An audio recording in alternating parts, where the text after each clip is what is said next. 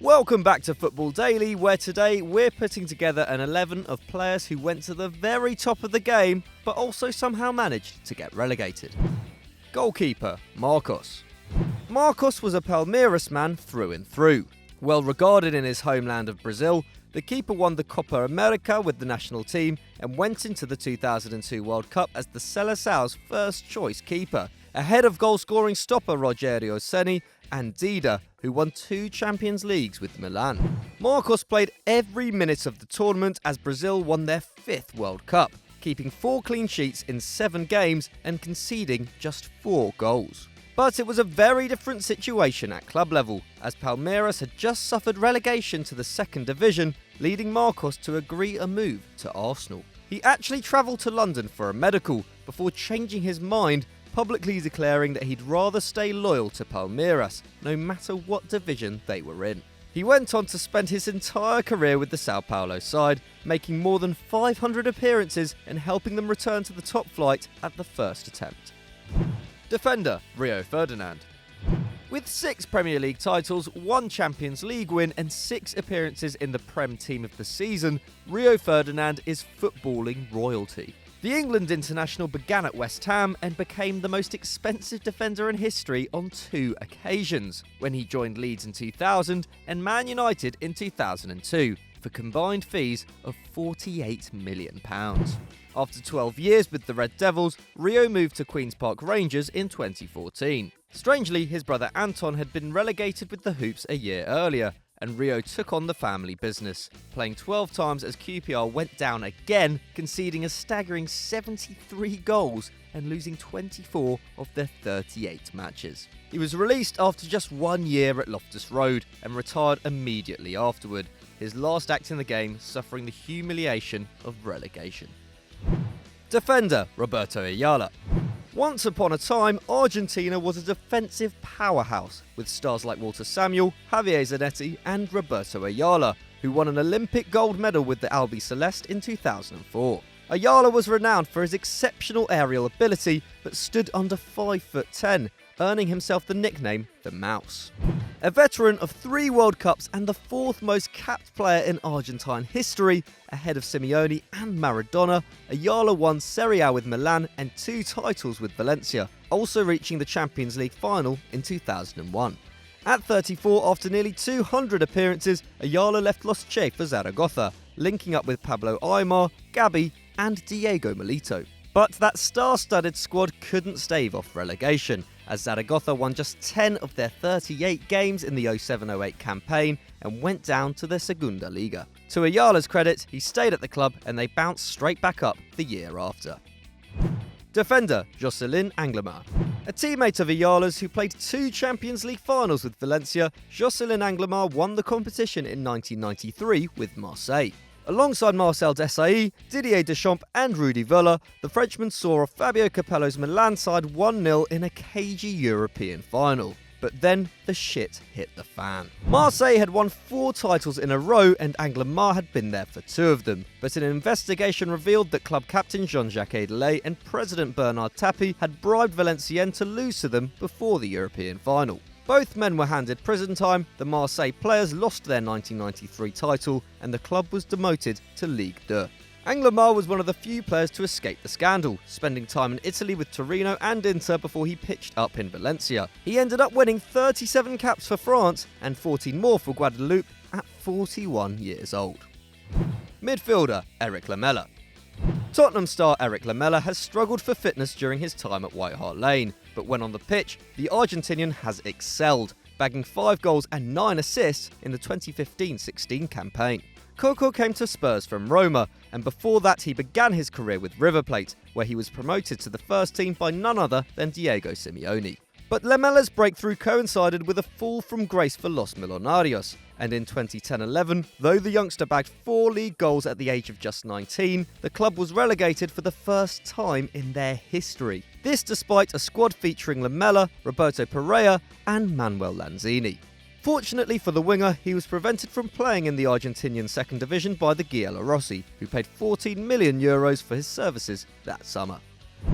Midfielder Stefan Effenberg. By the time he retired in 2004, Stefan Effenberg had accrued 109 yellow cards in the Bundesliga alone. Fortunately, the German had also won 3 league titles and the Champions League with Bayern Munich, as well as picking up 35 caps for Die Mannschaft. Effenberg played in Qatar and Italy too, joining Fiorentina from Bayern in 1992 as he had a long-standing enmity with Lothar Matthäus, who had just returned to Bavaria.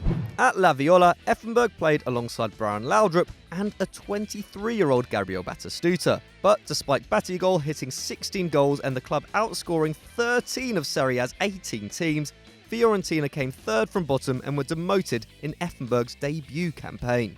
Laudrup left, but the other stars stayed and helped Fiorentina back to the top flight with the guidance of manager Claudio Ranieri. Midfielder Robert Prosinecki.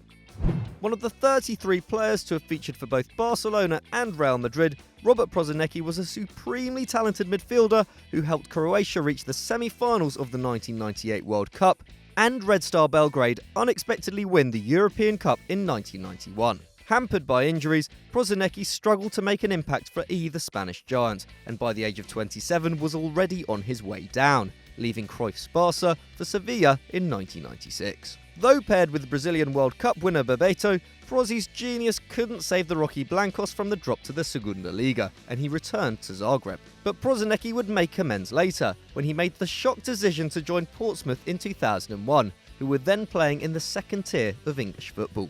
The Croatian wizard saved Pompey from relegation, helping a 20-year-old Peter Crouch score 18 league goals, and he was later selected in Portsmouth's all-time greatest 11, the only non-Englishman in the team. Midfielder Pavel Nedved. The opposite of a loser, Pavel Nedved's relegation with Juventus in 2006 only served to cement his club icon status. The Czech won 2 Scudetti with the Old Lady and reached the Champions League final with them too, though he would have had 2 more titles in Turin had they not been handed to Inter Milan when Juventus were found to have bribed referees. Nedved won the Ballon d'Or in 2003, becoming the 6th player to lift the award while at Juve. But 3 years later, he was plying his trade in Serie B. Stars like Fabio Cannavaro and Lilian Thuram had jumped ship, but Nedved stayed along with Buffon and Del Piero, and secured the club's return to the top division at the first attempt, scoring 11 league goals along the way. Strangely, Juventus and Napoli came first and second in Serie B that year. A decade later, they're at the top of Serie A, and Nedved is the reason the Bianconeri made it back. Forward, Pierre-Emerick Aubameyang. Pierre-Emerick Aubameyang was a graduate of AC Milan's academy, but got his first taste of professional football in France, where he spent 3 seasons on loan as a youngster. At Lille, Aubameyang played with Eden Hazard, Idrissa Gueye, Johan Cabaye and Gervinho before making a temporary move to Monaco in 2010.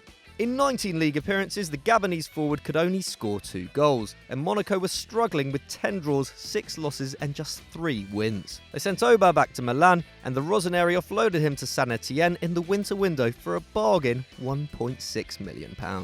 Monaco got relegated at the end of the season, and though Aubameyang remained in Ligue 1 with Les Verts, he deserves a little bit of the blame for the Principality side's disaster campaign. He went on to average 27 goals a season for the next 6 years. What a turnaround.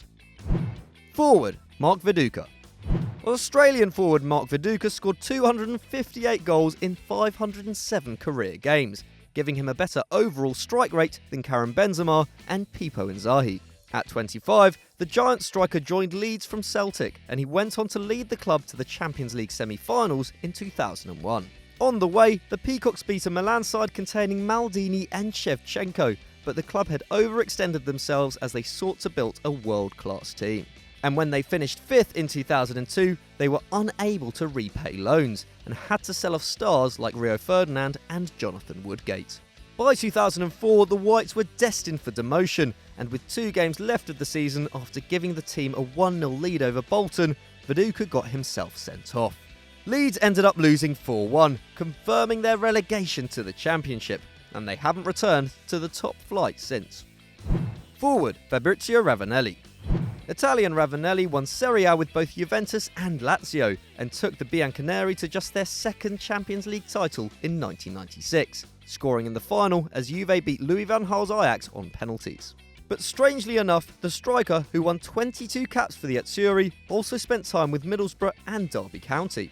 His spell in the northeast came when he was still only 28, and though Ravanelli bagged 16 goals in his first year in England, Borough couldn't beat the drop. History repeated itself 5 years later, when the now 33-year-old Ravanelli suffered a second relegation, despite scoring 9 of Derby's 33 league goals. But that wasn't even the end of it. The big man ended his career with Perugia, the club where he'd started as a teenager, with the aim of keeping the Griffins in Serie A. And he failed for a third time, and finished his playing days in the second division. Poor guy. So we hope you enjoyed that, and if you want to check out more of our videos, then click here on screen. Don't forget to like and subscribe, and get on our Snapchat and our Twitter.